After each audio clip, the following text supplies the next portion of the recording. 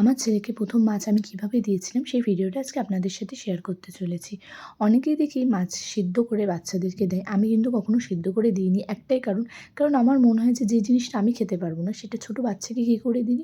একটা সিদ্ধ মাছ যদি আমি নিজে খেতে না পারি, আষ্টে গন্ধ লাগে তাহলে তাকে কীভাবে দেবো?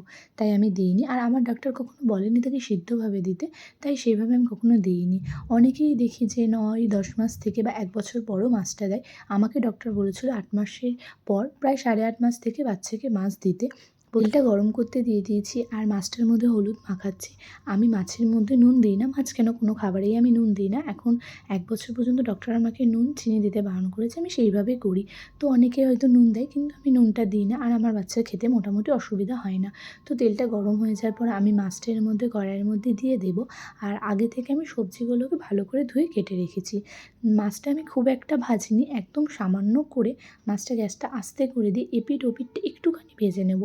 আর এই মাছটা না, শিঙি মাছটা যদি ডুমুর পাতা দিয়ে আপনারা পরিষ্কার করতে পারেন তাহলে খুবই ভালো। ওপরে যে কালো, কালো অংশটা সেটা কিন্তু উঠে যায়। তো এরপর আমি মাছটা হালকা করে ভেজে নিয়ে এই যে এর মধ্যে সবজির মধ্যে আমি গাজর আর পেঁপে কেটে রেখেছি, এটা আমি দেবো। ১ম আমি যখন বাচ্চাকে মাছ দিয়েছিলাম একটুখানি রুই মাছের পেটির সাদা অংশটা, ভিতরের মাছটা আমি একটুখানি তাকে খাইয়ে দেখেছিলাম। ডক্টর আমাকে বলেছিল ১ম যখন দিতে ৩ দিন মতন বাচ্চাকে দিয়ে দেখতে সেটা সে হজম করতে পারছে নাকি, তারপর তাকে দিতে। তো ১ম রুই মাছটা দিয়ে দেখেছি অসুবিধা হয়নি। তারপর থেকে আমি শিঙি মাছের ঝোল করে দিয়েছিলাম।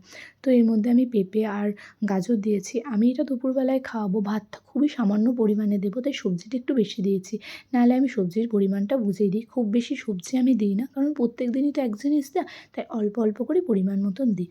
সবজিটা একটুখানি হালকা করে ভেজে নিই। এর মধ্যে জিরে গুঁড়ো দিয়ে দিলাম। দিয়ে একটু ভালো করে নাড়িয়ে নেব। আর আপনারা কিন্তু এক, এক করে মশলা অ্যাড করতে পারেন। আমি বয়স অনুযায়ী একটু, একটু করে করেছি। একসঙ্গে সব মশলা দিইনি। ১ম তার মাছের ঝোলে আমি শুধু জিরেটাই দিয়েছি। পরে আমি তার মাছের ঝোলে আদা এগুলো অ্যাড করেছি। কিন্তু ১ম বার একদম প্লেন করেছি, সেটাই আপনাদের সাথে শেয়ার করছি। তো এর মধ্যে আমি জল দিয়ে দিলাম আর এটা এখন আমি ফুটতে দেব।